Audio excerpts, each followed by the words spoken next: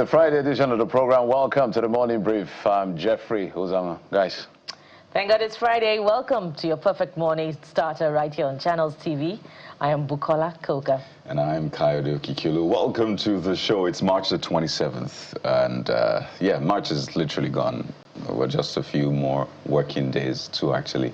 And then we're done with March. But let's tell you some of the big things that happened in March, or at least that are happening in March. And I think one of them naturally would be what played out yesterday. Well, it started on the 4th of March when the new Inspector General of Police, Tunji Disu, inaugurated a committee to look into the framework for state police. It's a conversation we've had forever in Nigeria.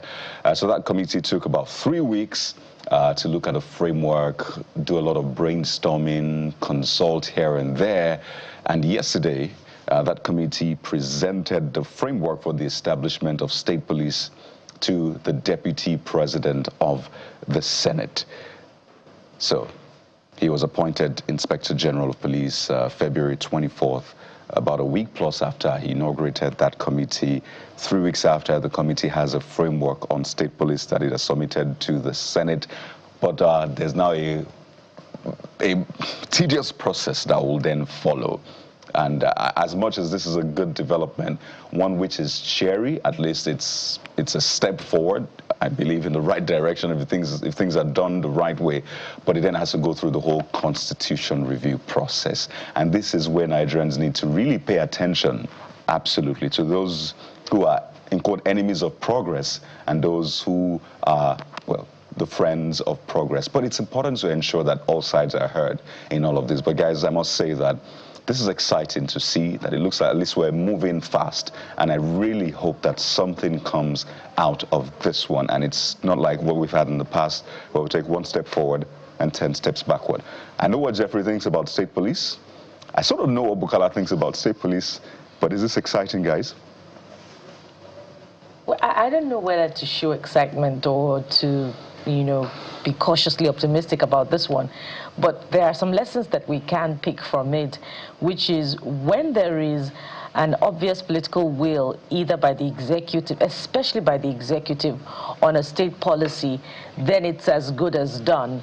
Remember that the president had, appealed to the National Assembly, to speed up the work on state police. And, it sort of became the agenda of the new Inspector General of Police to set up a committee that will, carry out the work on state police and submit a report. And voila, before you know it, within weeks, the report has now come up. But it now, the ball is now in the court of the subnationals to see this through. Constitutionally, first of all, of course, it has to go to the state assemblies for it to become law. And that will now reflect what is the thinking of the state governors as far as state policing is concerned. And that is where the rubber meets the road, because then there is administrative work to be done. And speaking administratively, there's also the funding element that will go into it. There's the sustainability part of it that will go into it, which is tied to the funding part of it. Now, how many states are ready, as far as that is concerned, to take up that challenge to fund state police? I recall that right here on this platform, when we had a former state police commissioner here in Lagos who spoke to us about how, this is already in the framework, and, that there was a time when there was a charge to employ constabularies across the state, but across the states of the Federation, but some states never quite, met that commitment. And that is where the challenge is. We'll begin to see the true commitment at all levels of the subnationals to this state police policy, to see it through to the end. We can also, go by what has been done with the security initiatives, across the states of the Federation, the success bit of it in some states, and the evident lack of it in some other states. We can also refer, by the way, to the the commitment of this administration to the implementation of local government autonomy seen in the Supreme Court judgment of July 2024. Now, what have the states done with local government autonomy? I think there lies the answer. I don't know. Because I mentioned the first one, which is the issue of funding, is quite critical for us to be able to know whether the states can fund it. And there's a natural answer: no. Some states will not be able or may not be able. They have to look for a way to fund it. But we have a model of the Nigerian police force that they can take a cue from on how to fund. I do not know whether I want to see what is in that framework before I give my conclusive comments. But we should also be prepared for what I've always talked about, and that has to do with abuse. I don't know how long, whether this will happen in 2026, I do not know. But if it happens in 2026 that we now have state police, it's going to be to the advantage of the APC, because some of the governors will use it against their opponent. Now, if it was the PDP, the same thing. It's just how the politics is played. As I've always cautiously warned everyone, that when we now have state police, the idea of state police, so let's look at the objective. The objective is decentralizing security across the country so that it's effective. So this excuse of, oh, I don't control the police, there's nothing much I can do, will no longer be tenable. So now you have your own state police. I wish the state would be called state, not police force, will be called the department like we have in the United States, so that they have an idea of the relationship between the civil population. They don't feel that they're army, because sometimes these policemen, sometimes they forget they're not army or the military in that sense. But we thank them for their service. We must look at the framework carefully. Let's not allow, when this comes out and is being passed through the National Assembly, there's going to be public hearing, there's going to be the process of going through the Houses of Assembly. Please, Nigerians, be vigilant to check all the I's and dot all the T's. Cross all the I's, is it dot all the I's, cross all the T's, so that we don't allow what happens with the Electoral Act, that after it's been passed and signed, we're now looking at, oh, where were we when all of this was really happening? Because the politicians, sorry, National Assembly, kind of gamed us in that Electoral Act amendment. So this one, I particularly want to see every bit of the law and see what contribution some of us can make to say, if we do this, it's going to be this way, if we do this. So the bigger point is funding, as Bukola has mentioned. Funding is critical. Funding is important, because if the men are not well motivated, we're going to have the same result we're having. The second part is abuse. I want to see the clauses that will check abuse. It's almost inevitable that some persons will abuse it. But to what extent we can allow the law, use the law to guard against those abuse, is what is important. But at the end, we should see significant reduction in the level of insecurity, especially in the north of our country. So we'll just wait and see and follow this one. But I also see that it should make governors more accountable to the people. A lot of governors are flying under the radar. I can mention some states, and you're like, first off, who is the governor? You don't even know the governor. That's because that responsibility is not there, right? So while we continue to follow that, let us tell you that workers in the nation's capital, Abuja, have been directed to work from home.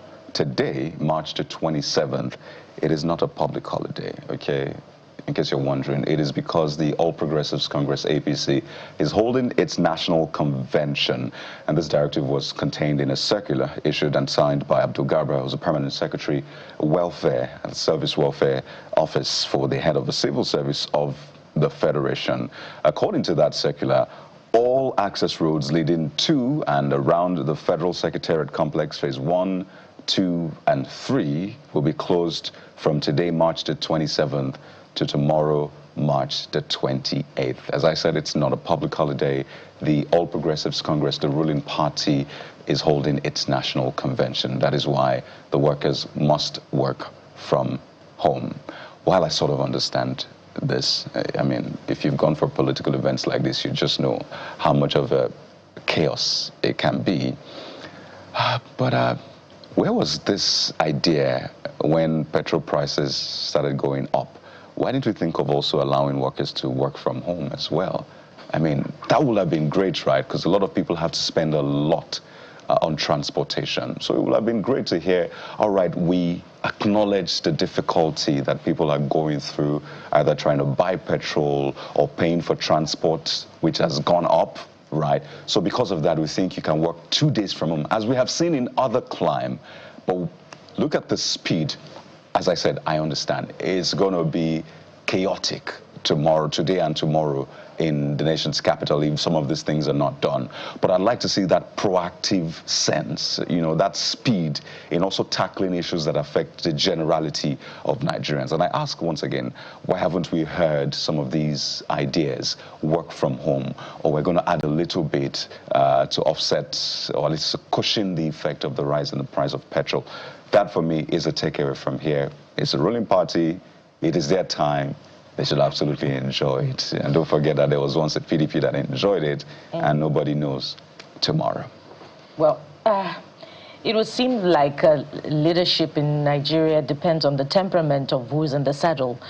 We've seen in Kaduna State, for instance, where the administration of Governor Ubasani has made available free transportation to civil servants based on the state's CNG initiative.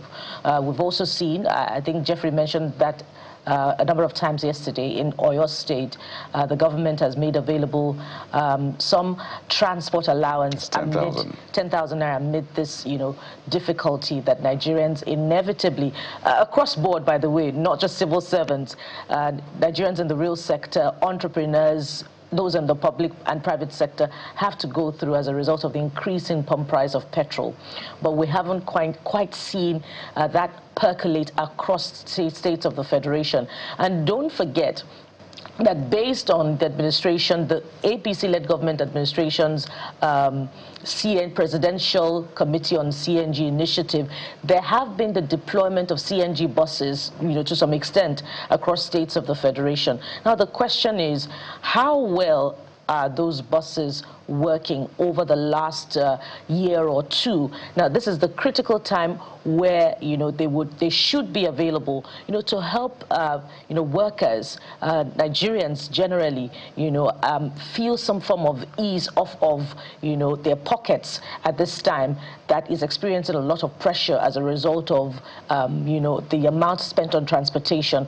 But it doesn't appear as if there is any news coming through that intervention provided some years back is providing any ease for workers. And so it also goes to show the level of CNG penetration that we have achieved so far, the availability of the product, especially to serve government bus initiatives and perhaps some Nigerians who have transited from petrol-powered vehicles to CNG. It shows that the product... electric vehicles to it. As of yesterday, the president added EVs as well. To it as well. So, yeah, yeah, go on. But what percentage of the population is using electric vehicles? Yeah.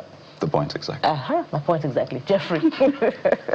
It's great. It's great. I must say, I particularly love it, Jeffrey. It'll be good to see you drive an EV. You don't have to worry about petrol, right? But it would drain my band-aid. I don't band-aid. That is the second point.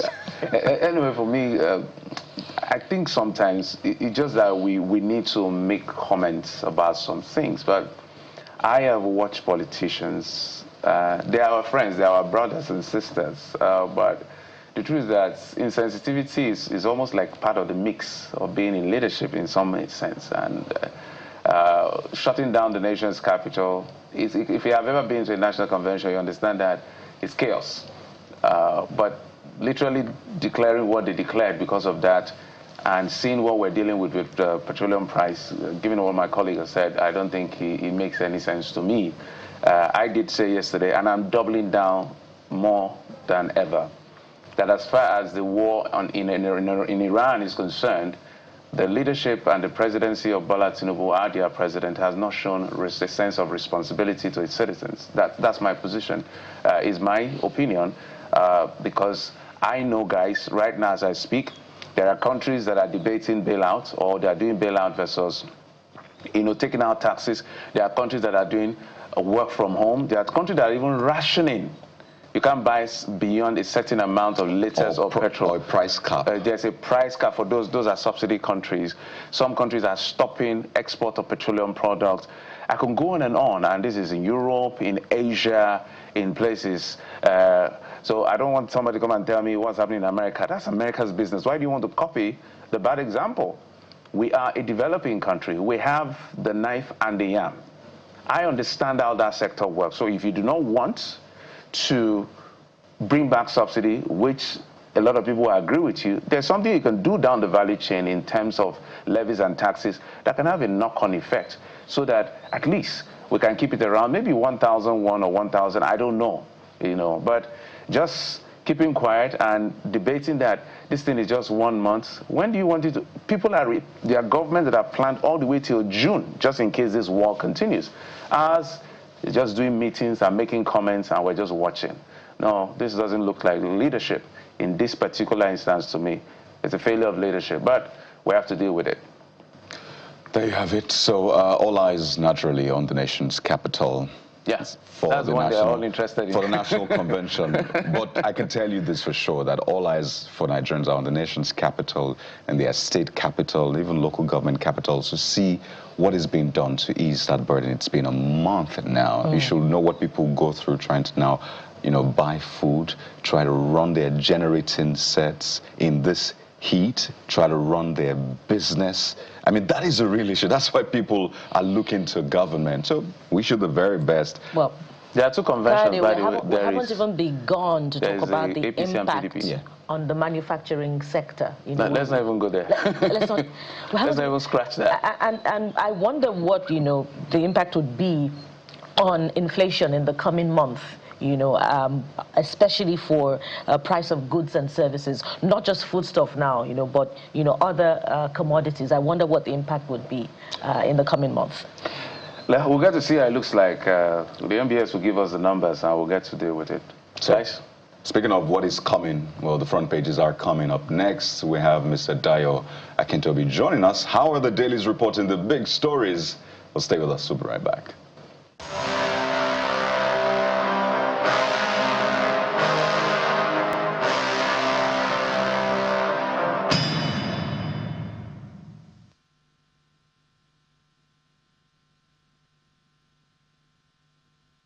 Welcome back. Let's bring in Mr. Dayo Akintobi, a journalist, looking all radiantly white. Are you going for the convention?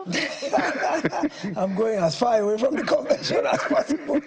Don't need that chaos or disorder in my life. Yeah, it's going to be really chaotic in Abuja. Yes. Today is APC. Today and tomorrow is APC. And on Saturday, Sunday is Wike backed. We have to separate. They're talking now. They are talking, yes. I can tell you how that talk went. Don't worry about that talk. Talk is natural. Yes. So it's going to be really chaotic. This Nigeria, Ms. Akintobi, is where we start off from. Big one on the front page, as we see. National Convention, APC reaffirms zoning warns against agents of confusion. Federal Secretary Road shut, workers told to stay home, or stay at home in this case. 8,453 delegates expected in consensus deal. So, the reality is beginning to dawn on the APC that, they'll need to begin to tweak some of the things they do. They don't like to hear the word zoning in this sense, but since they've established a bit of stability, now that conversation is on. That's why they say, mind when you buy form, because your money may just be au revoir. Down the drain.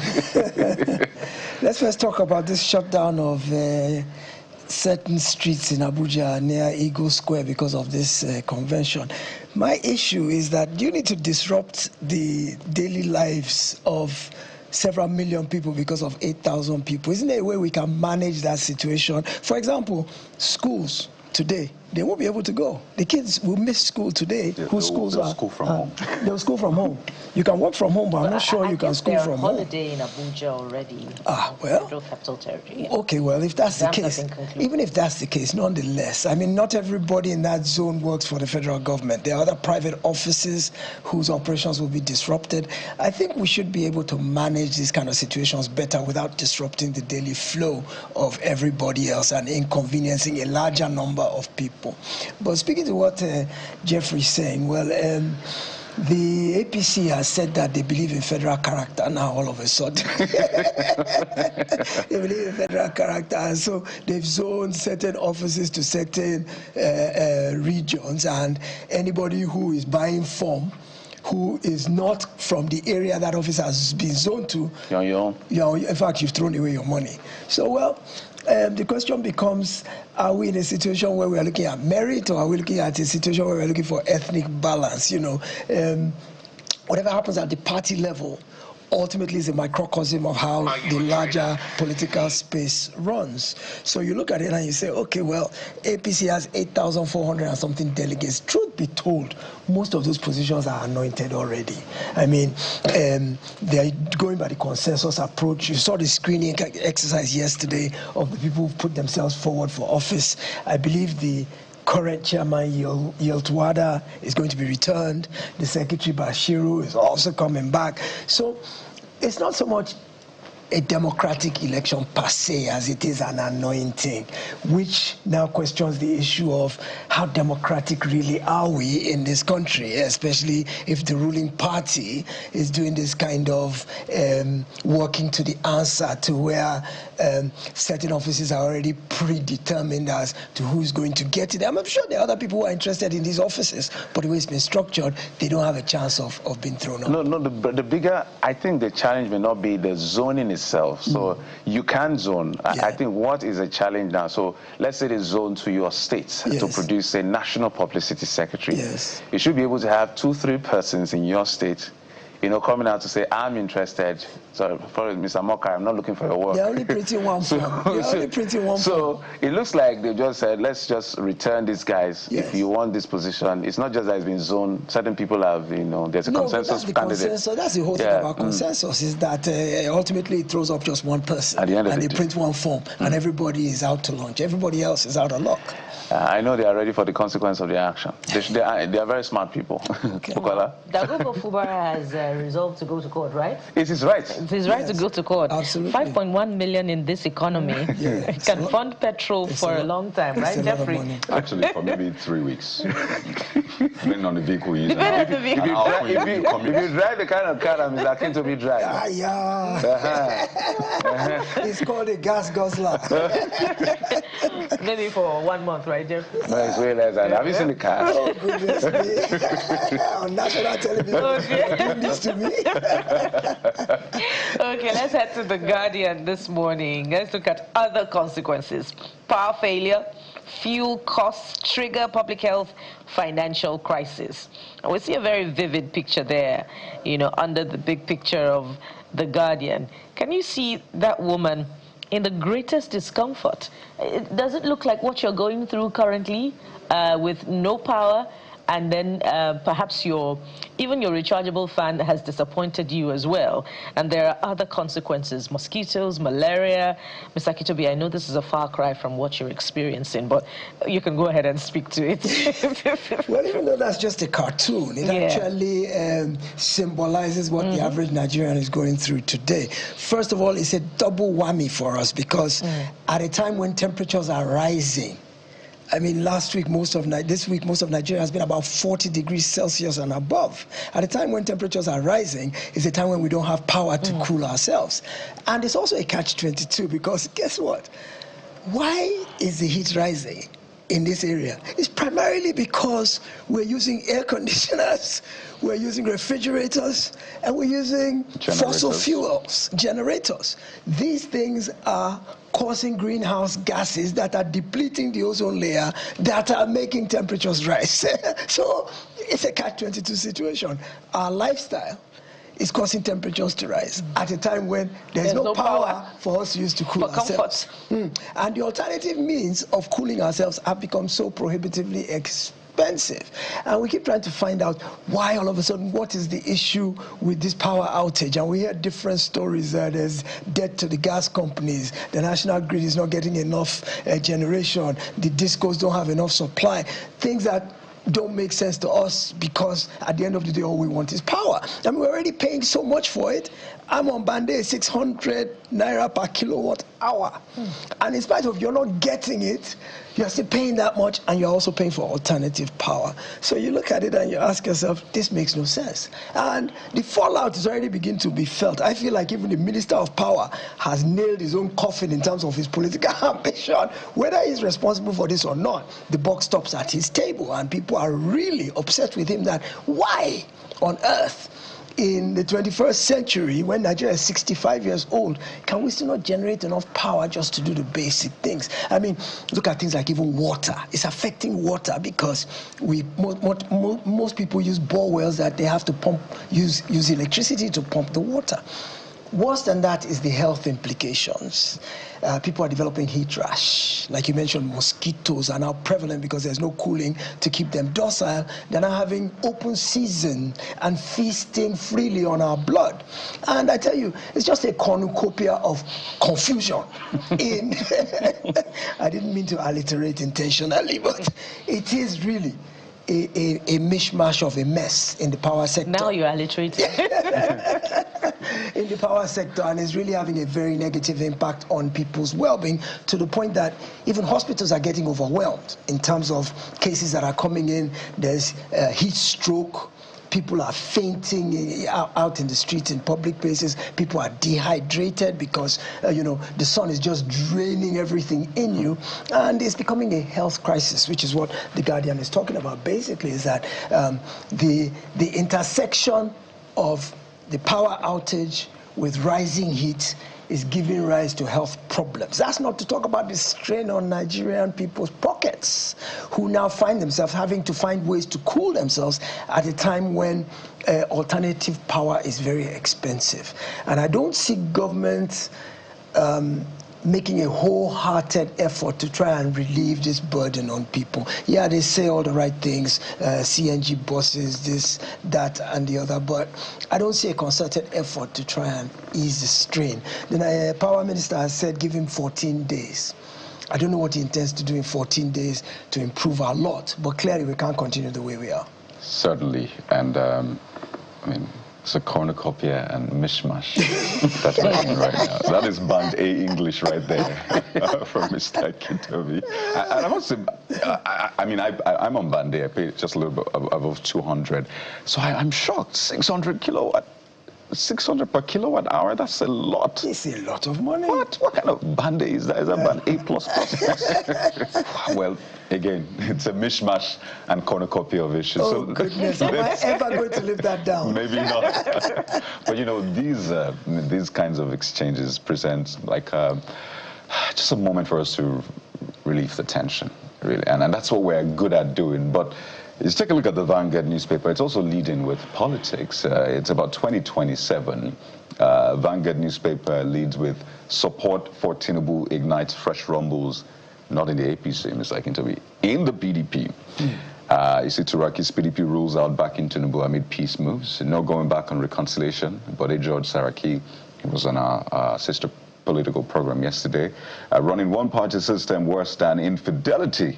But George, PDP will field presidential candidate Wike's camp, will ensure PDP remains platform for aspirants. Saraki and Kwara PDP leaders back Abuja convention. It's on page 5, Mr. Kitobi. It is what it is. While Nigerians are experiencing the heat, power situation, petrol price, and all of that, it looks like the politicians are having a field day. I should say that conducting conventions at this time or meetings at this time will be extra expensive. Yes. They will cost more. Absolutely. Because naturally the vendors have to also go through, the high price of petrol and all that. So they'll pass the eventual cost to the parties.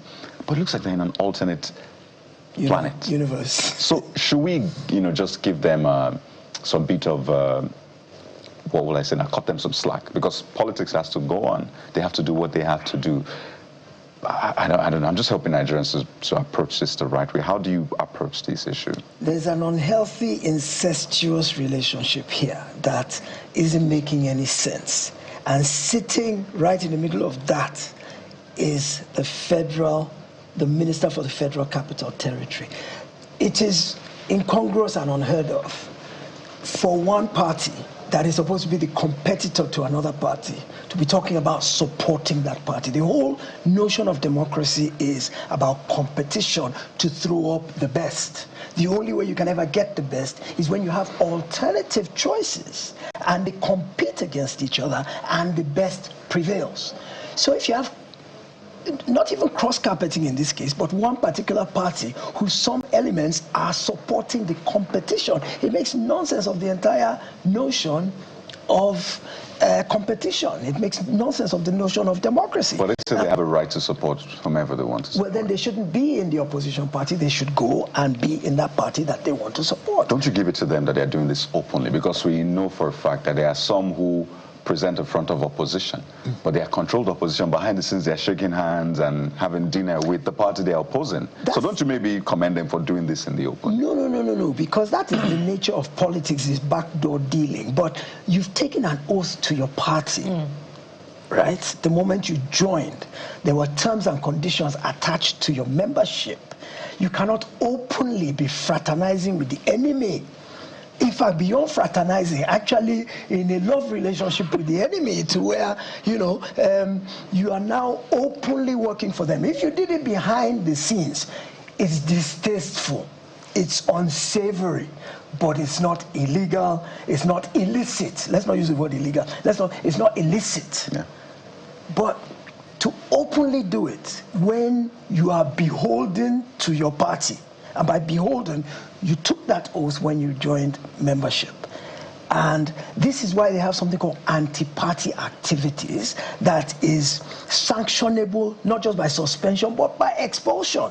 If it were okay to openly do it, there wouldn't be any such thing as anti-party. So, my point is, if we're saying support for President Tinubu ignites fresh rumbles in the PDP, I initially thought I read that wrong. Right. That's why I said it's not in the APC. Yeah, I thought I read it wrong. And then, of course, I looked at recent history and I realized, yes, there's some parts of the PDP that are openly supporting this regime. And the bottom line to me is that, look, everybody wants to feather their nest in terms of, from the standpoint of a politician. And those who are openly supporting the current administration are simply showing that their own purpose for being in politics is to go where the grass is greener, that they're not necessarily interested in serving the interests of their people. They simply want to run along with a winner. They simply want to be where the spoils of victory are relatively accessible to them. Where the rain is still falling. Absolutely. Absolutely. We're waxing metaphorical this morning. I love it. I love it. If we don't have power, at least we have grammar. You have to stick with it. I understand the frustration is akin to be given the fact that this was a ruling party. Yes. This is like saying Democrats, for whatever Trump has done, let's say he did very well, you now decide that some elements want to openly support. You can't even process it first. You won't imagine it, not to talk of doing it. Right. If you look through history, Conservative Party and Labour, so Robert Jenrick tried to frolic with Reform UK, they showed him the door. Yes. I call anyone with the greatest sense of respect who is participating in this, whether they are doing it now or they do it in 2023, insurgents in politics. Because they do not understand the knock-on effect on democracy. Yes. As far as what we're building is concerned. Yes. And for me, rather than the PDP going to do, in my view, the nonsense of endorsing the president as a party, they should just scrap the party. Let's just know it's now PDP, APC, and ADC, and because you're making it's a mess of the ideal of choice as presented by the ideal of the concept called democracy. Yes. What makes it really possible, or what breeds fertile ground for this type of parasitic relationship is simply because we lack political ideology. Of course. If each party had an ideology that their members all adhere around, we're conservatives, we're liberals, we're Labour, and we all rallied around the concepts that define those particular ideologies, then it would be very difficult for you to cross carpet or for you to work for a different party, because what they stand for is antithetical to what you believe. But because in Nigeria, political parties are simply special purpose vehicles for elections to be a stepping stone into political office, it's easy for you to have shifting loyalties. You're not loyal to a cause. So it's easy for you to work for anybody you want. They're loyal to power and the party in power and the platform. And loyal to mammon. That's why I said subservience to power and, of course, self-interest. I don't listen to any governor, any leader who says, I'm defecting in the interest of my people. I'm sorry, sir, I respect you, but you're defecting for your personal interest. And there's nothing wrong with it. Just stick to your guns, okay? I think, Mr. Akintobi, that's much we can take. I don't think that the politicians are ignorant of the recklessness some of them exhibit. They just know that there is, for now, nothing anyone can do about it, so they can get away with it. Yes. You know, it's like living with your wife and every day tell your wife you love your neighbor's wife more than her. Okay. I was going to say tread carefully, David. Yeah, that's what's going on. That's what is happening in the business. That's like understandable. Living with your loving wife that you claim to love, and you're every day telling your wife that you like your neighbor's wife. Wow. You're an adulterous politician. A fornicator. We'll take a break. Mr. Akintobi, thank you so much. My pleasure. Enjoy your What a weekend. review segment today. Enjoy your weekend. We'll be back after this. Stay with us.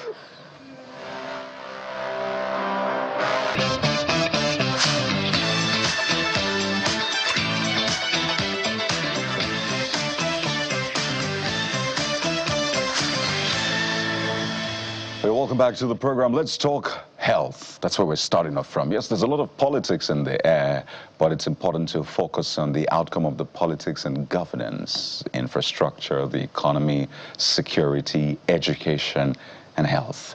Now, there's been a lot of protesting in the health sector. And today we want to pay attention to that. In fact, I should say that even in the education sector, ASU has given the federal government an ultimatum, right, regarding their wages and all of that. But let's come to the health sector. So there was a protest yesterday over a certain bill. And we've seen this protest from Joe Hesu saying, we're not okay with this bill at the National Assembly, but hey, let's get right into it so you get an understanding, a proper understanding of what is at stake here, why the health workers are protesting, and the way forward. We're joined by the national president of the Association of Medical Laboratory Scientists of Nigeria, Dr. Kasmir Ifeanyi, joins us live from our Abuja studio. Dr. Ifeanyi, good morning. Welcome to the program. Yeah, Kayode, good morning. How are you? And the rest of the host in the studio. Well, Viewers, good morning.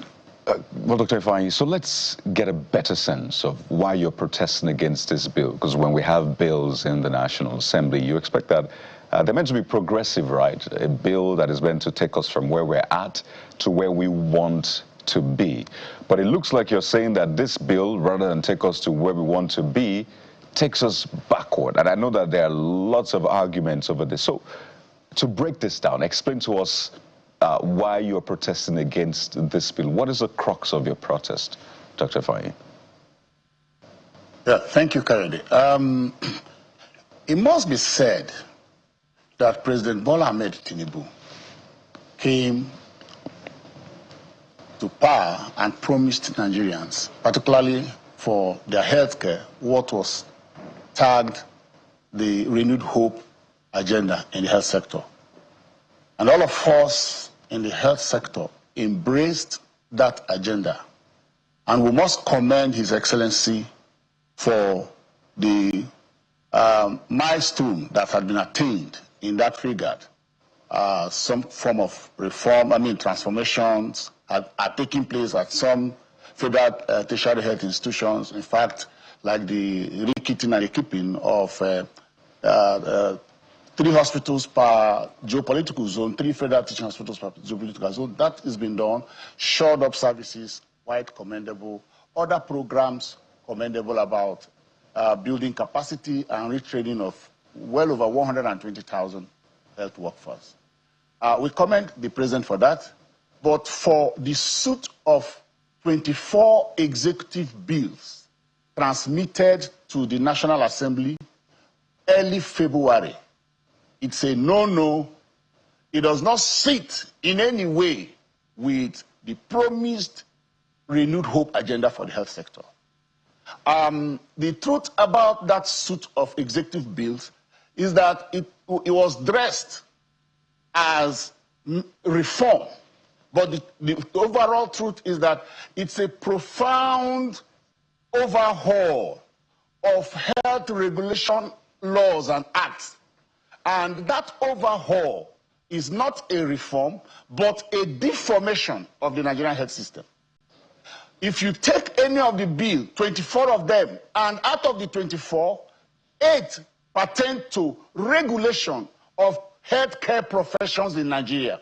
If you take a look at the header of any of the bills, for instance, HB 2701, it did say a bill, an executive bill for an act to amend the Medical Laboratory Science Council of Nigeria, Act Cap M25 LFN 2024. And what is the reason for the amendment? To reduce members of the governing board and to enhance professionalism. Please, it's cloaked on this very attractive toga, but that is not the truth. It's full of deception. It's like the devil's apple. I will discuss this further by elucidating on what that title did say. Reduce members. Presently, in the Extant Act, we have a 14-member governing council. In the proposed amendment, we have well over 14 members. So how is that reducing members? And in the well over 14 members, now professionals had been turned to a minority token, and non-professionals are now warehoused, for instance, to come and regulate medical laboratory science in Nigeria. What is the import of that? The import of that is that patient safety has become totally compromised. In fact, the said bill is a systematic decimation of health regulations in Nigeria, with very far-reaching consequences on the health-seeking members of the public. Those advancing this law do not utilize Nigerian hospitals. They do not seek health care in Nigeria. And so what is up for crucifixion is the very fragile, weak health system we have. The very weak regulation we have, rather than enhance it, is now being eliminated totally. The bill seeks, amongst others, to take away from all the healthcare professions the professional autonomy and self-regulation. These are inalienable, inherent characteristics of healthcare professions. Across the globe, the emphasis is on independent health regulation. Sorry, Dr. Pardon me, is this taking it away or sort of harmonizing it under one umbrella? And I know some of your people have described this as a power grab. So the optics might look like, well, for a lot of the people protesting, it's more about, power, having control over our own sub-union in the health sector, while the 24 health bills, which, by the way, were transmitted late January, seeks to sort of harmonize it, the MDCN, in some sense, having that helicopter view. So is that what this is really about, power, or really the health sector making it better? It is about destroying the health system in Nigeria. It is about eroding professional autonomy and self-regulation. It is about a compromise of patient safety and quality of care. It has nothing to do with what you have just highlighted. I'll give you another example, particularly with the HB 2701. And I did say, if you had a governing board comprising of 12 professionals with a clear-cut description and with respect to the chairman of the board, the qualifications to be attained by persons that can be appointed as chairman. And you have all that, and you now have an amendment that proposes a chairman without qualification. An amendment that proposes a depopulation of the 12 professionals that are members of the governing board to replace them with non-professionals, meaning they can be replaced by carpenters, bricklayers, anybody that serves the political interest of the Honorable Minister of Health can now be appointed into the board. Now, the question I do ask people is this. We have various professions across the globe. Most of these professions are not Nigerian in origin. If you take the bill I referred, the bill attempted to create a medical laboratory science definition that is of Nigerian origin. Across the globe, of all standard reference documents and books you open, the definition of medical laboratory science is clear. It says healthcare professionals focused on diagnostic testing of body fluids and tissue, including blood, urine, etc., for purposes of to dictate, to diagnose, to treat, and to monitor patients. Any standard definition, any book, even if you ask AI, that is the definition you are going to get. The said law in section 29, HB 2701, section 29 of the amendment bill, went there and redefined medical laboratory science and made it non-aligned it's not aligned to any known definition of medical laboratory science in any textbook or in any standard document. That said, I want to also let Nigerians know that some of these laws they want to amend, like Act Cap M25, Laws of the Federation, were passed sometime in 2023 and had been subjected to various judicial validation or affirmation. As I speak to us today, 22 court judgments had affirmed the Act Cap M25, Laws of the Federation 2024, which is the Medical Laboratory Science Council Act. And as we speak, of course, some aspect of that law is still pending judicial determination at higher courts of appeal in the land. All right. And I do know that Order 53, Rule 1 of the National Assembly, particularly of the Senate of the Federal Republic of Nigeria, does say that if a matter is pending judicial determination, the National Assembly, the Senate particularly, would not meddle into it, particularly if the legislation or modification will alter the outcome expected from the matter pending in court. Speaking of which, Dr. Ifeanyi, if I may come in there, yesterday during the press briefing, we did hear the Johesu representative accuse the medical practitioners of infringing on the jurisdiction space of other healthcare professionals, and that, as you have referred to, some of these matters are in court. But we know that the 24 bills that Johesu is contending were presented by Mr. President to the National Assembly. So tell us, are these executive bills, or are you accusing the medical practitioners of lobbying for these bills in order to take control of the entire space of medical practice, including, providing regulation in the space of Nurses and Midwifery Council, the Medical Laboratory Council, the radiographers? Is that the case here? Thank you very much.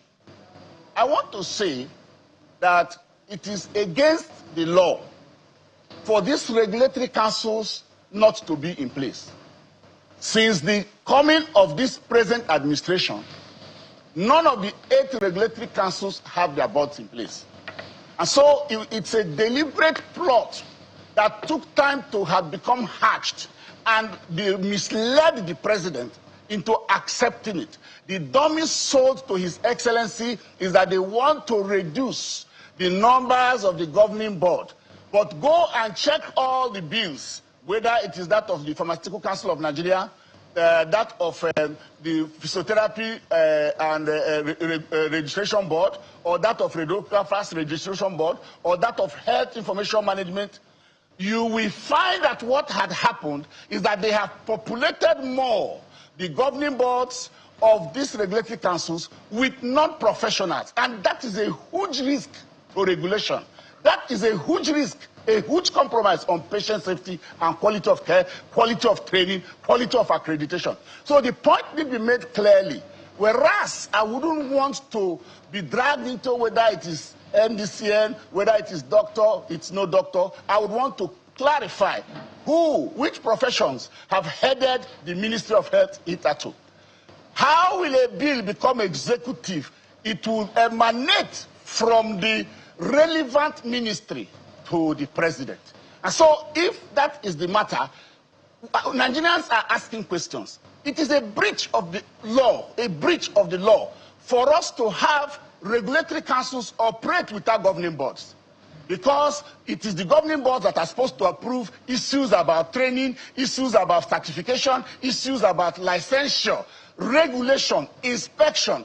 But for going to 4 years now, these regulatory agencies has not been with board because there was a grand design to decimate. I have said it's a systematic dismantling of health regulations in Nigeria.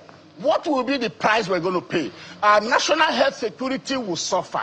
Patients will suffer.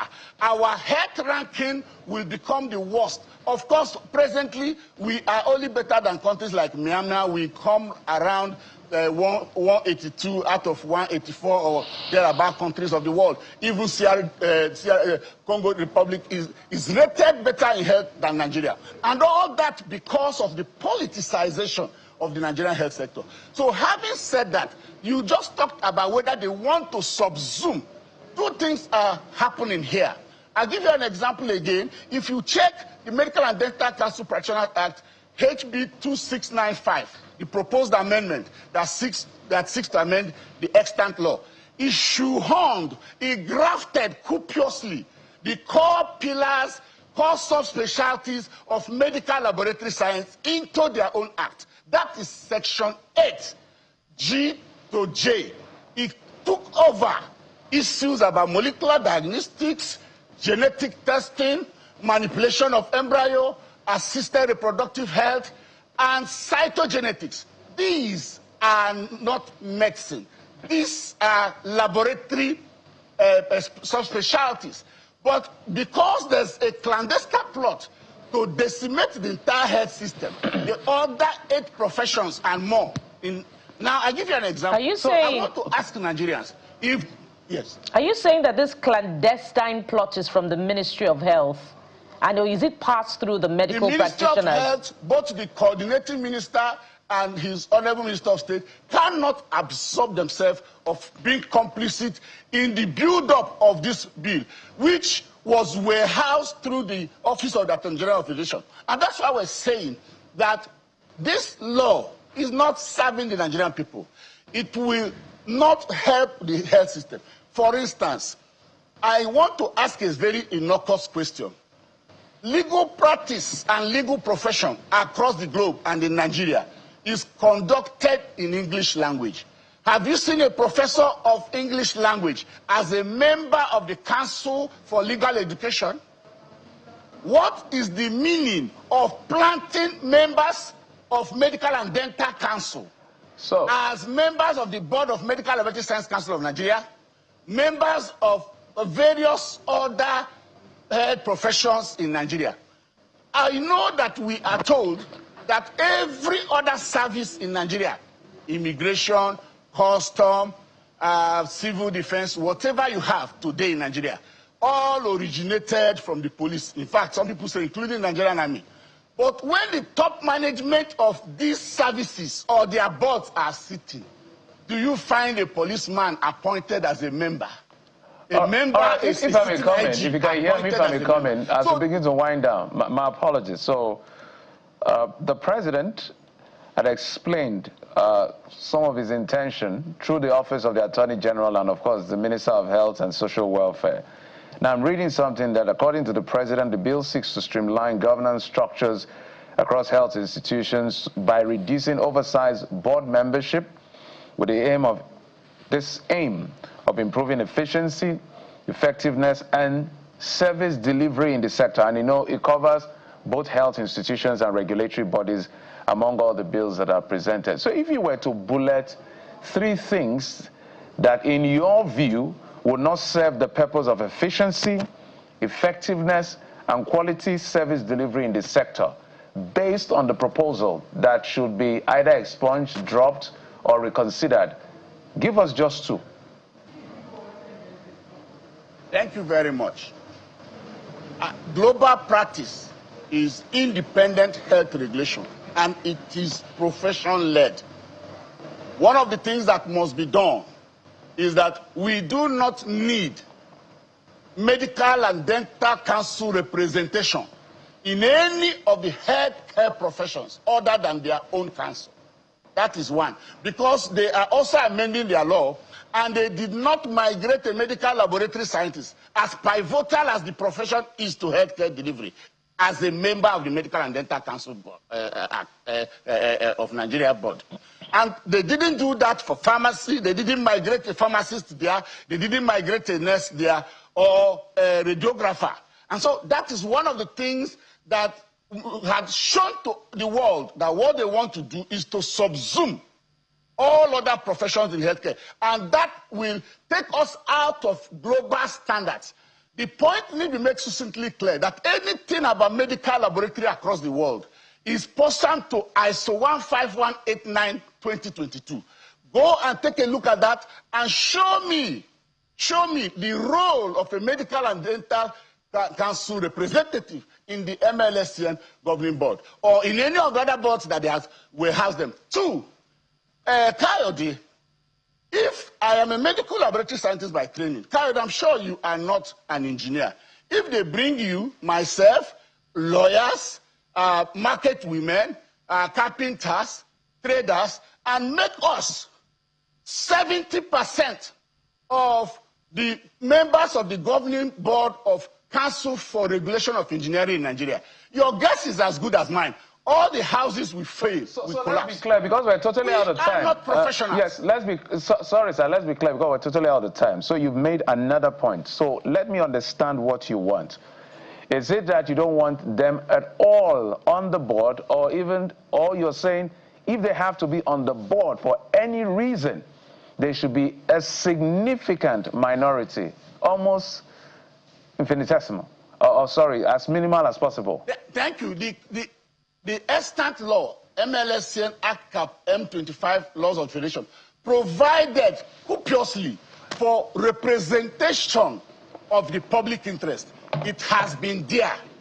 You do not anywhere in the world remove representative of the public interest. Right. What is now written there is community interest. And community interest has 70% of the board membership across all boards, whether it is Pharmaceutical Council, Medical Laboratory Science Council of Nigeria, whether it is the Nursing Council, all, including the Radiograph Registration Board and the Physiotherapy Registration Board and the Health Information Management System. So what we're saying is that if you depopulate professionals from self-regulation and eliminate their autonomy, you will compromise training, you will compromise patient care, and you will overall destroy the health system. Well, Dr. We're saying that there is some of these matters are pending in court, and according to Order 53, Rule 1 of the Senate, you do not consider things pending before court for determination. So was the president wrong on this one? The president was misled. So was it wrong to have transmitted those bills? They have populated it and politicized it. Right. Do you think it was wrong to have transmitted those bills to the National Assembly? Certainly he was. He was misled to doing that. And all that is to consolidate the control of these agencies in the office of the Honorable Minister of Health. It is copiously written there. Dr. Casimir Ifeanyi, we have to thank you for your time, the National President of the Association of Medical Laboratory Scientists of Nigeria. I know that this is an ongoing struggle, and of course we'll be here to follow it up and report to Nigerians. Thank you for your time and wish you the very best. Thank you. Nigerians, defend your health system. It is up for destruction. We'll take a moment now, and when we return, this is a very touchy matter that we're heading to right now, and it's one that has caused heartbreak, it has caused sorrow, and the families are seeking some sort of reprieve, justice, I should say. That's in a moment. Stay with us.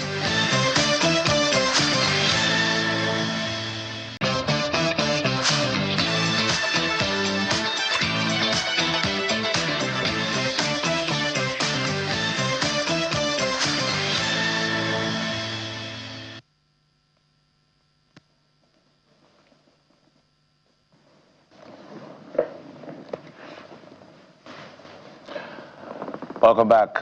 Let's bring in our guest this morning on another subject matter entirely. Bukola, you want to take this one? All right, Jeffrey. So it's a very touchy one. It's a case of Ochanya Ogbanji, the 13-year-old that was raped and died as a result of her injuries a few years back. I recall that last year this case was reopened in October 2025, to be precise. Peter Ahmed, the older brother of Ochanya Ogbanji, was here advocating the reopening of that case, especially because two courts of coordinate jurisdiction had ruled differently on Ochanya's case.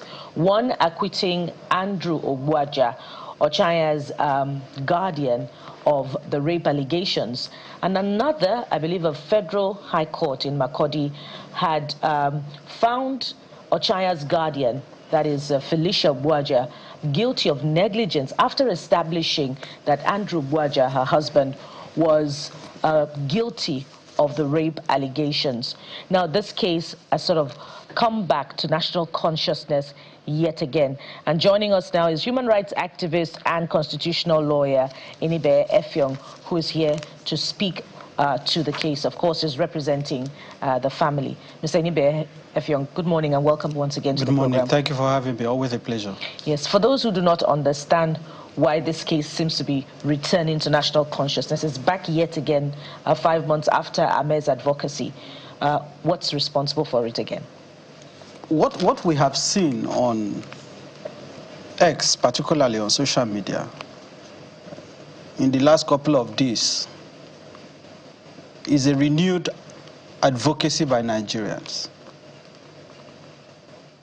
a renewed cries by Nigerians for justice. This is a pathetic case. This is a case where a Nigerian child, it is a story of a Nigerian child who was in the care of family members, her aunt, uncle, and cousin, who had a responsibility to cater for her in Benue State. She became sick. Ochanya became almost incapacitated. She was taken to different medical facilities while the family was hoping for recovery. She tragically passed in 2018 after all efforts to treat her had failed.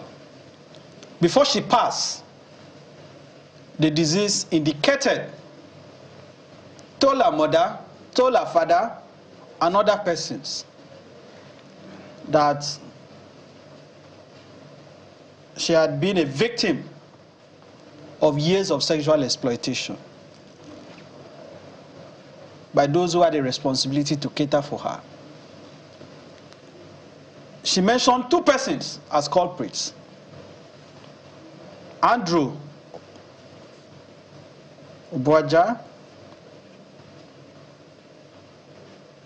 the son, Victor Ogbuaja, and implicated them for taking turns to rape and sexually molest her. The summary that Mr. Andrew a lecturer in a polytechnic in Benue State, was arrested by the police and ran before the Benue State High Court in Makurdi. He was acquitted on all counts of conspiracy, rape, and murder. Victor, the son, was never arrested, never investigated, and never tried. The wife of Andrew, Felicia Obuaja, was arrested by NAPTIP and ran before the Federal High Court for failing in her duty of care to look after a child who was in her custody. That, in summary, is what Felicia was charged for. The judge found her guilty, convicted her, sentenced her to a term of 5 months imprisonment. I should also disclose to Nigerians that Felicia appealed against her conviction to the Court of Appeal sitting in Makurdi. The Court of Appeal dismissed that appeal, upheld the judgment of the Federal High Court, and in doing so, the Court of Appeal condemned Felicia and even said that the term of imprisonment was very lenient. But because the law under which she was charged, the maximum punishment was 6 months, the judge had given her 5 months imprisonment. Now, in summary, this is what happened. What is painful to me as a Nigerian, and what has left this family, I would say, in perpetual misery, is that both the Benue State government and the Nigeria police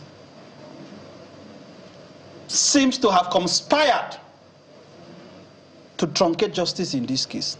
And I say that with all sense of responsibility. I have some documents.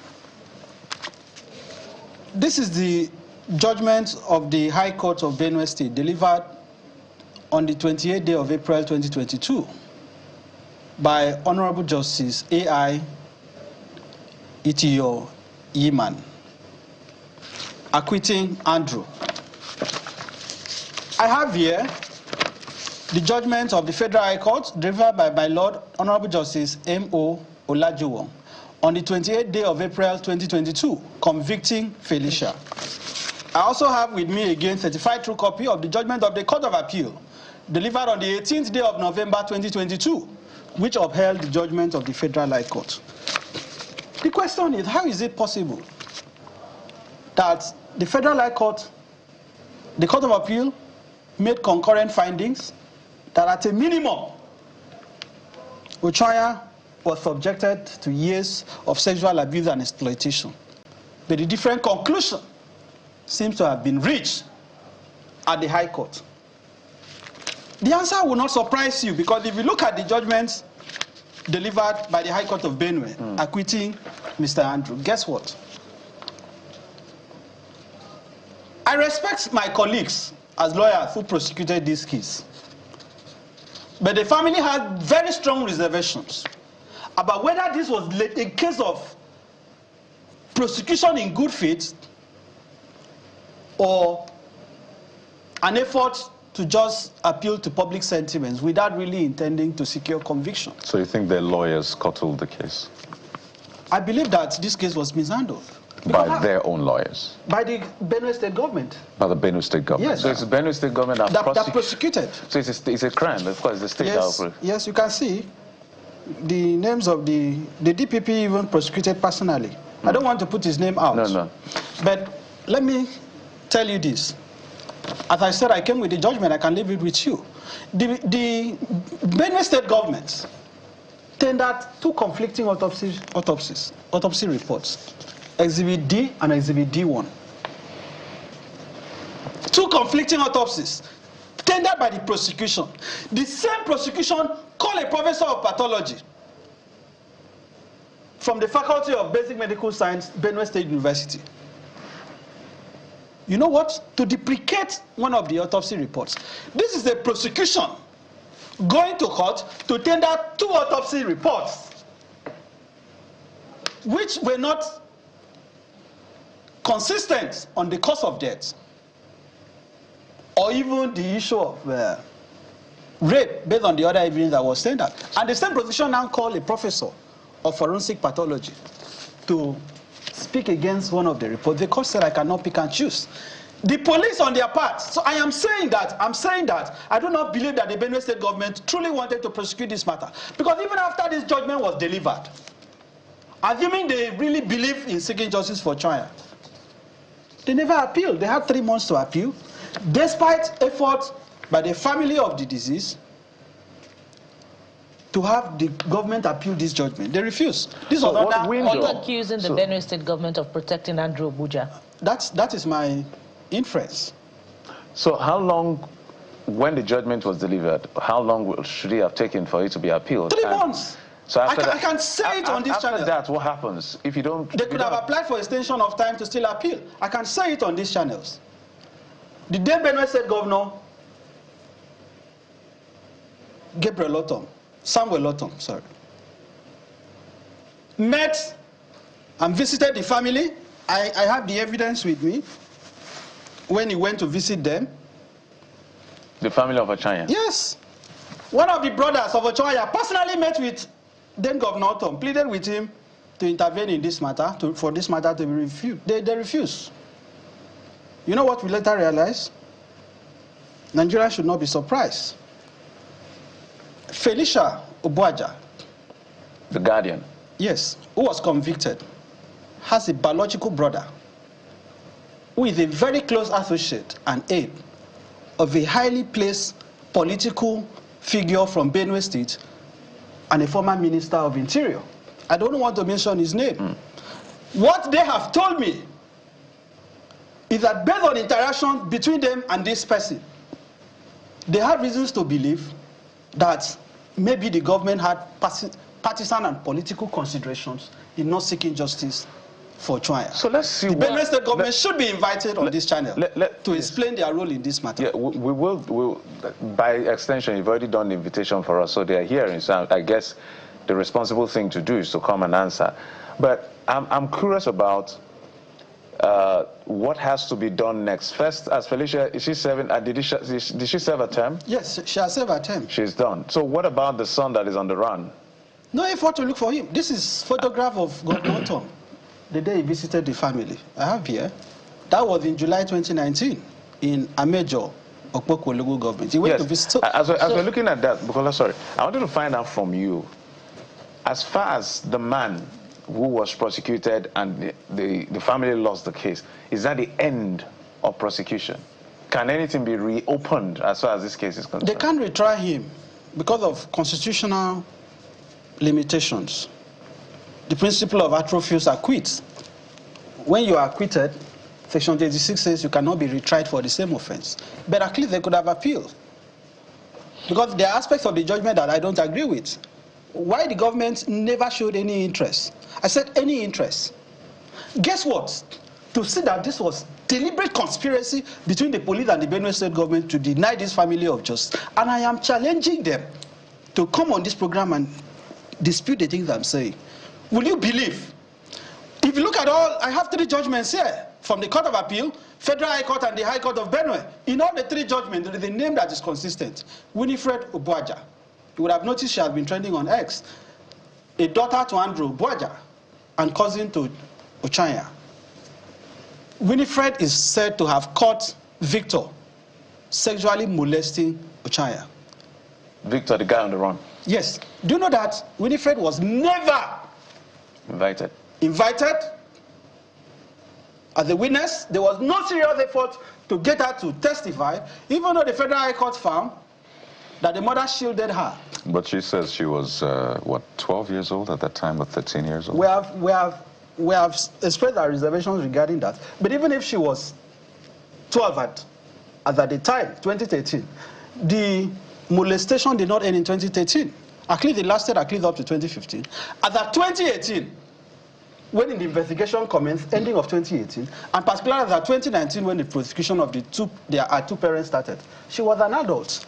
And by virtue of section 209 of the Evidence Act, a child in Nigeria is a competent witness. What the law says is that if the child is less than 14, the evidence should be unsworn. But once the child is above 14, all testimony by that child shall be on oath. And she was above 14 as at the time of prosecution.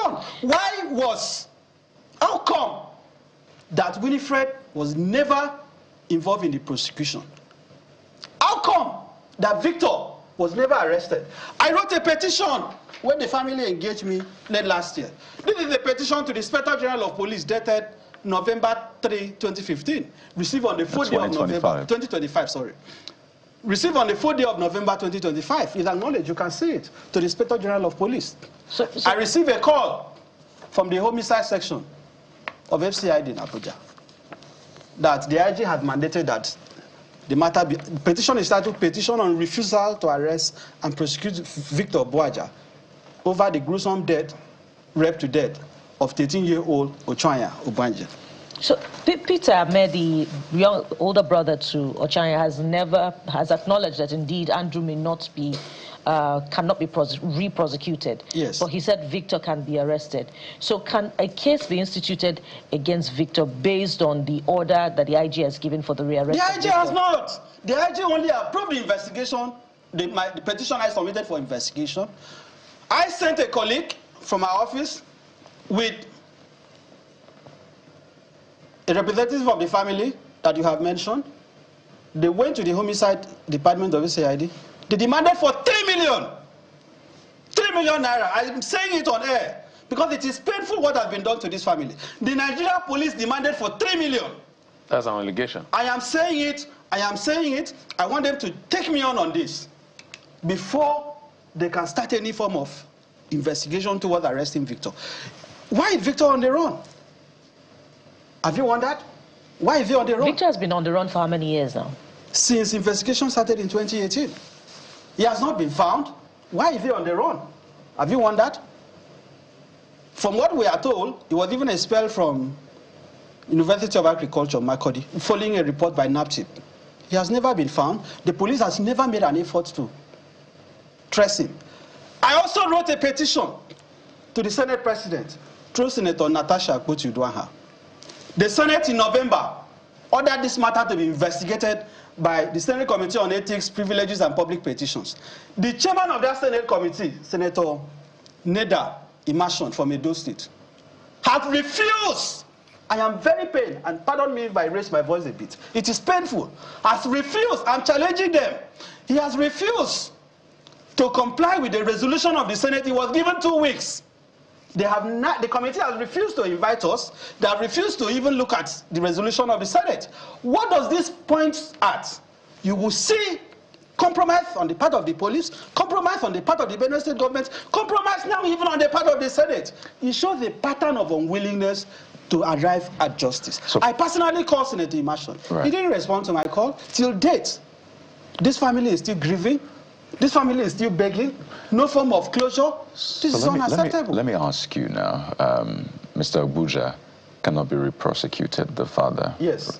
The mother has served time, hasn't she? She has served. The son, the young Abuja, is on the run. Yes. So where does the road lead to now? Where do you think justice lies right now? Let's wind down on that. I'm calling on the new Inspector General of Police, AJP Daisu, who has promised Nigerians, to remodel and change the image of the police for better, to invite me, invite the family, to come and see him regarding this matter. If we have to disclose the names of those who demanded for money to start this investigation, we will. Let the police take this matter seriously. Let the Benue State government explain to Nigerians why it tendered conflicting autopsies in court, reports in court, while the same government that pretended to be prosecuting called a professor of forensic pathology to criticize his own evidence before the court, and why they never bothered to make serious effort to get Winifred to speak to what she is said to have seen. And if you read through the judgments, all that you will see is an unwilling prosecution. an unenthusiastic prosecution. Why? For how long can this continue as a country? Why is it so difficult to get justice? If you look at the judgment of the Court of Appeal, the Court of Appeal made very profound findings on this matter. How come that a panel of 3 justices unanimously reached a verdict that this lady, this poor girl, was sexually molested? Yet, the country is moving on, the police is unbothered, the Benue State government is on move. As I said, we now have reason to believe, even based on threats that have been issued to the family, that some politically exposed persons have frustrated every effort to bring justice to the Ochanya family. And it is sad. No Nigerian child should have to face what Ochanya faced. Every time I see the photograph of that girl, it brings me to tears. It brings me to tears. It's as if I'm hearing a voice telling Nigerians, fight for me. Bring justice for me. And it's reminiscent of what has been said about this case, that it appears as if Ochanya's soul has refused to rest until justice is served. Hence the return of this case to national consciousness time and again. And as a result, we may have to be specific about our call on the Benue State government to come and speak to some of these allegations. But specificity now means the Commissioner for Justice under the former administration of Samuel Ortom and the relevant, government representatives at that time, perhaps a representative of the Director of Public Prosecutions at that time. This is an extension of an invitation to the state government to come and speak and defend the allegations leveled against it. And of course, the police force as well, perhaps the current police public relations officer or the previous public relations officer, to speak to the allegations of demanding 3 million naira before a case, an investigation can commence again on Ochanya's case. But we do hope that someday justice will be served for Ochanya. We must anchor at this point this conversation. Clearly, it continues. And thank Mr. Enibe Effiong, human rights activist and constitutional lawyer. Thank you for coming on the program. Thank you for having me. We'll take a moment now. When we return, it'll be time to explore the soft side of things. It's the Friday edition of the Morning Brief. You don't want to miss this one. Stay with us. We'll be right back.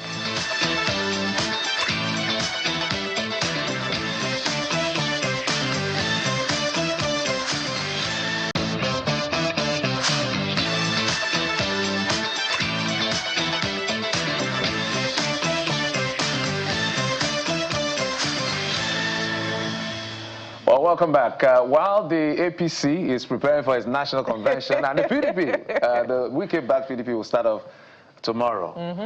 We have something special for you. It's a Friday edition of the program, so we need to take it easy and easy as possible. Bukola, are you ready for this? Yes, indeed. I'm ready for an 11 cast on this Morning Brief Broadway. I know that you have an experience in terms of this kind of performance. I don't have any experience. I just like to go and watch. So what are we talking about is a performance, a theater performance, if you will, live right here on the program. Both seat production, they're coming in with one, let me say it like the street, banger performance. It's called The Disciple. So just sit down, relax, and enjoy it. We'll be right back.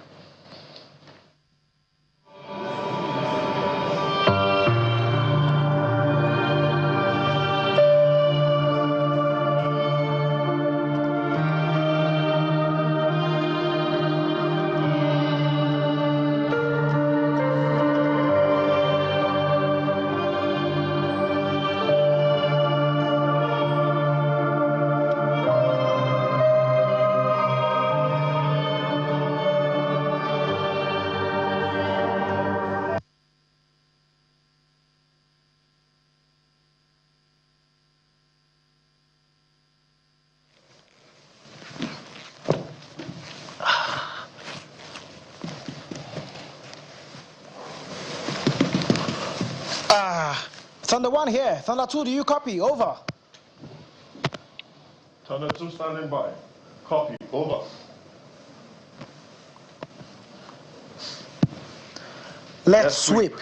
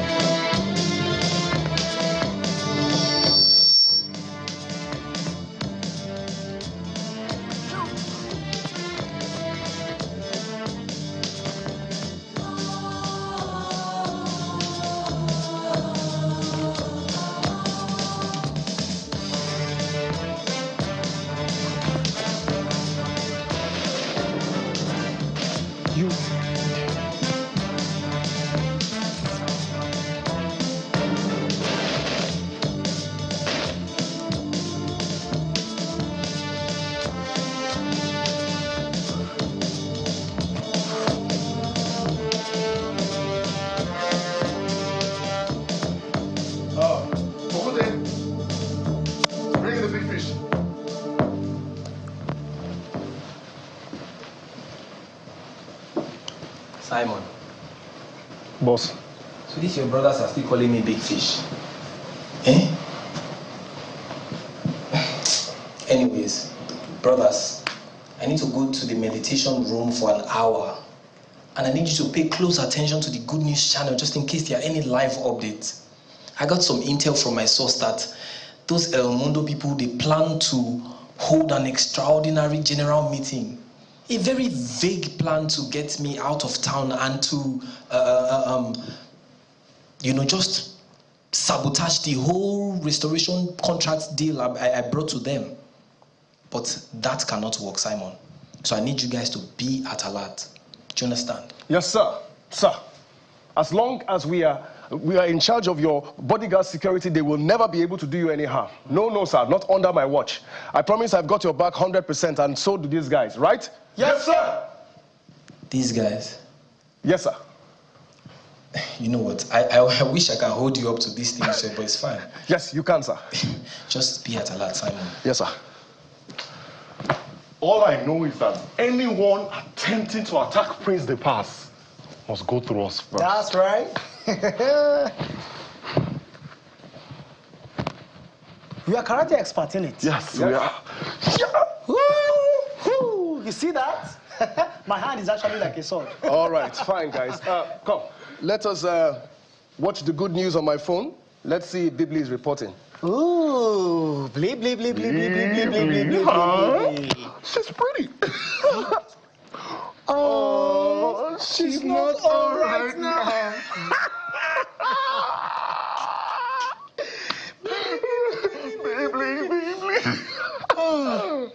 Oh, please. I'm tired. Oh, man. Why they say this yawning thing is contagious? They are not joking, though. I just need some small shot. Simon, guys, you cannot fall asleep. Please, stay focused. Simon, even me, I need to shut my eyes for a moment, Please, let me just... You'll be working. Simon, we're supposed to be a team. Exactly. So buckle up, focus, and do your part for the team. Simon, wait. Okay, let us do it this way. See. Why don't you take turns in watching the news, That is division of labor, and every good team leader knows that. See, James and I will, take a nap, and then when your eyes are tired, you wake one of us up to take over. Then we can do it like that. Because you're not sleeping now. This is a good idea. Fine. The two of you can have a 10-minute snooze, but after that, you must wake up and continue watching the good news with me. Is that clear? Deal. That's not it. Look at them. Lazy lots.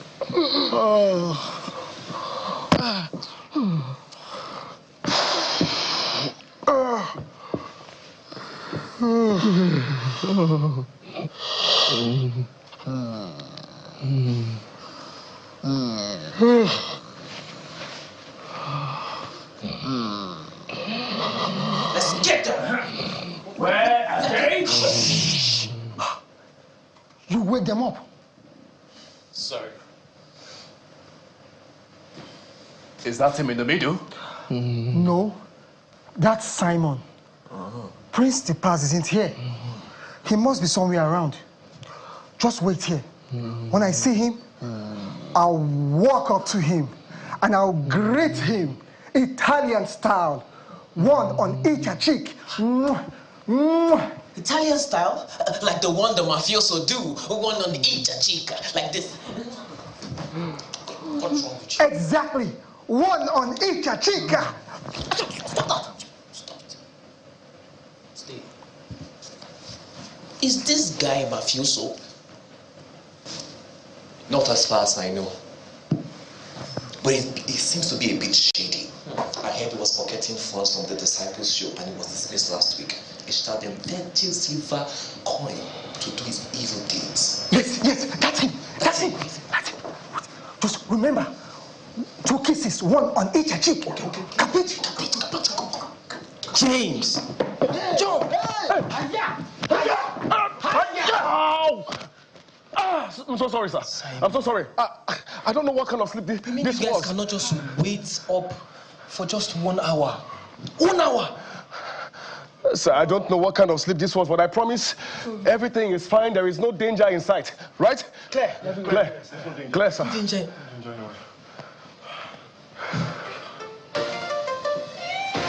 Judas Chariot. Do what you must. Greetings, master.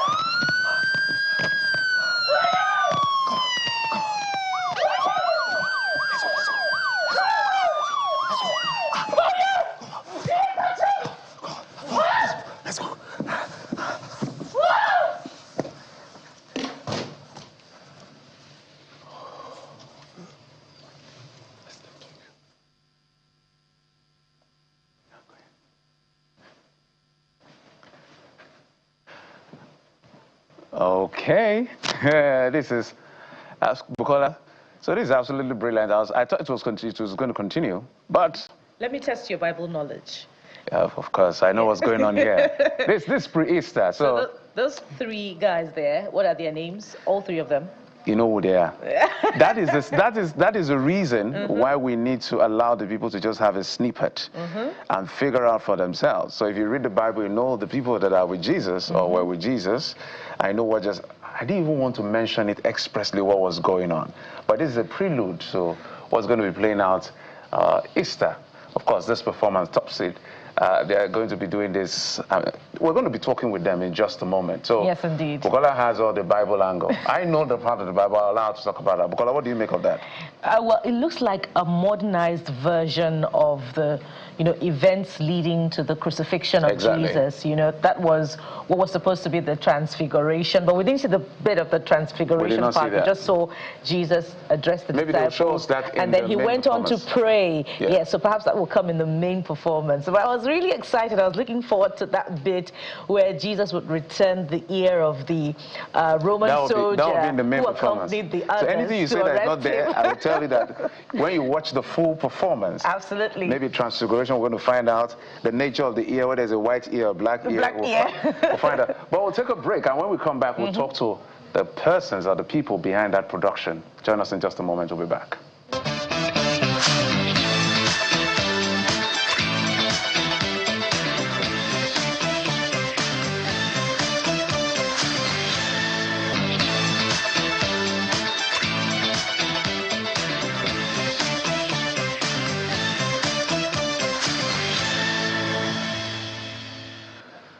So welcome back. Let's bring in the persons behind the great production you just watched. I deliberately was telling Bukola, let's not let everything out. Let's leave some names out. Let's leave some transfiguration out. Let's leave the color of the ear or the nature of the blood. Let's leave all of that. In the main performance, we'll see. And here to tell us what it's all about, joining us is Temi Adeyemi, writer, producer, The Disciple. Welcome to the program. Thank you very much. And we also have Raf Okoro, an actor. Yeah, I've seen you somewhere. I think it's a Terra Culture. Yes. Oh, I remember. I do a couple of plays. Yeah, oh, fantastic. Yes. So this is your colleague when it comes to performance. Oh, nice to meet you. well, a very old player. I'm no longer in the game. I'm in the game of broadcasting now, as it is. Let's come to you. Yes. The Disciple. Yes. Tell us about it. What is it and what are we building up to? Well, I think you grasped it pretty quickly, actually, from the little scene that you saw just now. It's a retelling of the story of the Passion of Christ, and it's retold in the format of a reality TV business competition. So I didn't know whether you've heard of The Apprentice, which was made famous by Donald Trump, absolutely. Yeah. So it's actually set in the format of The Apprentice, but it's telling the story of the Passion of Jesus Christ. So it's an Easter story. So it's like a business retelling. It's set in a business environment, but it's a reality TV program, so it's a competition, really. So the disciple is the person who wins the competition. Okay, so what's the objective? The objective of the competition? The opportunity to become like a right-hand man of God. Interesting. Yes. Jeffrey? Interesting perspective as far as this is concerned. So this is by Both Seed Production. Yes, that's so right. We're looking forward to a main performance. So I want to jump, before I come to him, I want to jump, because sometimes we may just gist about the actors and the performance and forget what this is. What is this building up to? Well, it's building up to, hopefully, the opportunity to be putting on more family-friendly programs on stage and eventually on film for us as Both Seed Productions. So this is our second outing. We had a very small outing several years ago, which was at a shoestring budget, but this one is a lot more, is a lot bigger. So this is our real first bite, I think, of the cherry in terms of the industry. We want to be able to put out shows for family during holiday periods, and the children can come, parents, but our content is such that everybody can enjoy it. It's not so dumbed down that it's not enjoyable for the adults, but it's not so, extreme or so serious that it's not interesting for the children. So you're bootstrapping the production yourself in a sense. When is it happening? It's happening on the 4th and the 6th of April. That's the Saturday of Easter and the Monday of Easter. So we're not doing actually on the actual Easter Sunday. Happening at Glover Memorial Hall in the Marina. Okay. And that's actually, I believe, they said that's the first theatre that I think we had in Lagos. So we're kind of going right back to the beginning, really historical. Let's come to you, Bukola. Yeah, Ralph, tell us about what to expect from The Disciple.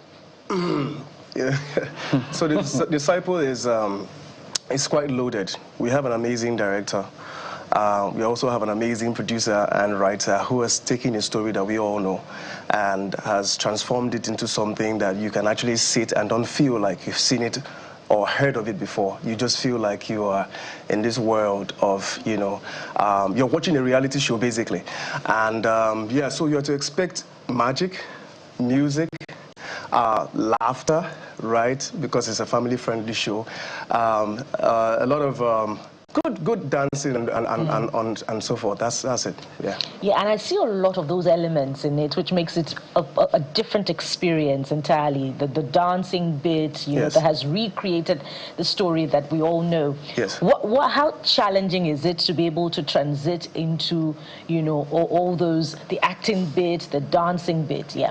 It can be quite challenging because you are, as a performer, you are required, especially in musical theater, though this is not a musical theater show, but you're required to be able to do at least 3 or 2, dance, act, and sing.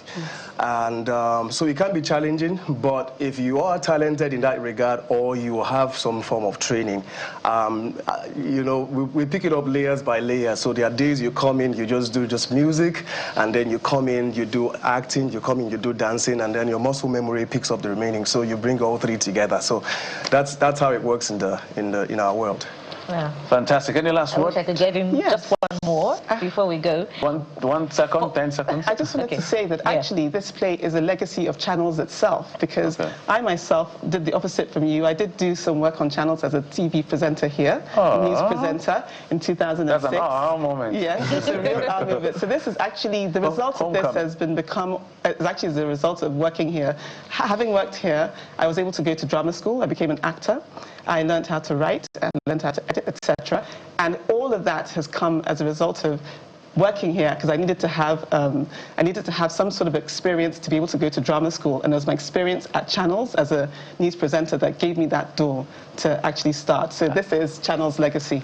Fantastic, sir. Are you directly telling us you just make sure you find your way to that. You must be there. You must be there. All of you we must get be the there. message. This is Channel's baby. Channel's baby. So Congratulations. thank you very much. Well done. Thank you very much. Temi Adeyemi, writer, producer, The Disciple, both Sid Production, and of course, Ralph Okoro, actor. Thank you. And the entire team. We can't see you, I know you're somewhere around this place. Thank you for what you're doing. Wish you guys the very best. Thank you. Thank you very much. Thank you. We'll be back in just a moment. Stay with us.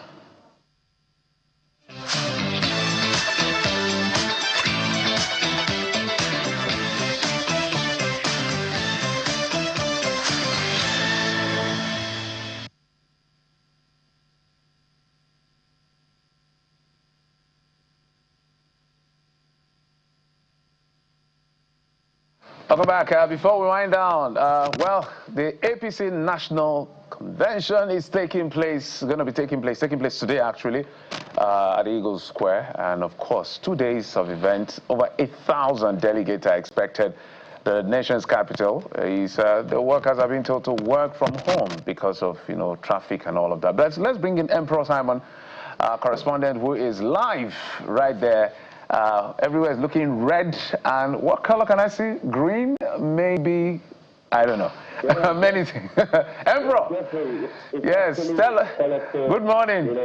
I look here at the Eagles Square in Abuja, the APC dominant colors of red, green, white, blue. That's what you find here at the Eagles Square. That is currently buzzing with activities. Preparatory to the commencement of the convention that is expected to begin today and run into Saturday tomorrow. Right about now, the stage has been set here at the Eagle Square, and we see pavilions already set out with designated places for various states. Over 8,000 delegates from across the 36 states and the Federal Capital Territory are expected to participate in this National Convention of the All Progressive Congress, the ruling party in Nigeria as it stands. The media crew, including channels, television, are also on ground, setting up their equipment, preparing to get this convention live to Nigerians out there. We may not be privileged to be here because right about that, security is tight, as I speak to you. Most of the routes,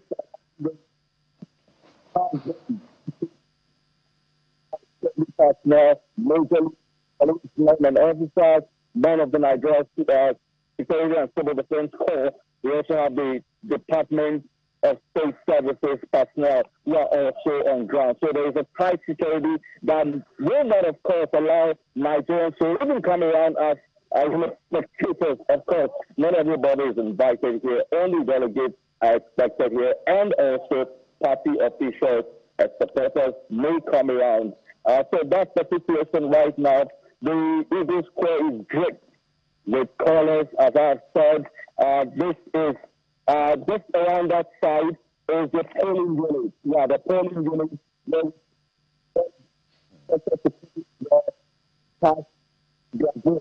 All right, Emperor. Amazing. Just aside, so we lost audio just for a moment there, but we get a sense of, those polling, you call them polling units if I got you correctly, but the booths where they will get to vote and all of that. And just to walk through, the president is expected to arrive around 4:30, between 4:30 and 5 p.m. So it's going to be a very long day where just at 8:53 a.m. there's going to be the arrival of accredited delegates, arrival of special guests, then the president of the Senate and the Speaker of the House will arrive 3 p.m. The national chairman of the party will arrive 3:30 p.m. The vice president will arrive between 3:30 to 4 p.m. and then the president arrives afterwards. Long day ahead. Thank you so much, Emperor. I know we'll be with you all through the day, but guys, that's how it is at the Eagles. Nearly 8,500 delegates expected in that big consensus deal. Well, I don't expect any surprises, even though there are warnings against agents of confusion. Perhaps there's some predictability ahead as far as the story will be telling about this convention on Monday is concerned. Guys. So there you have it. That's where we draw the curtains, but it's going to be an interesting day. We'll run into the night. Stay right here with us on Channels Television for all of the live updates this weekend. I'm Kayode Okikelu. I'm Bukola Koka. Have a blessed weekend. Sunrise Daily is up next. I'm Jeffrey Uzangan. Bye-bye.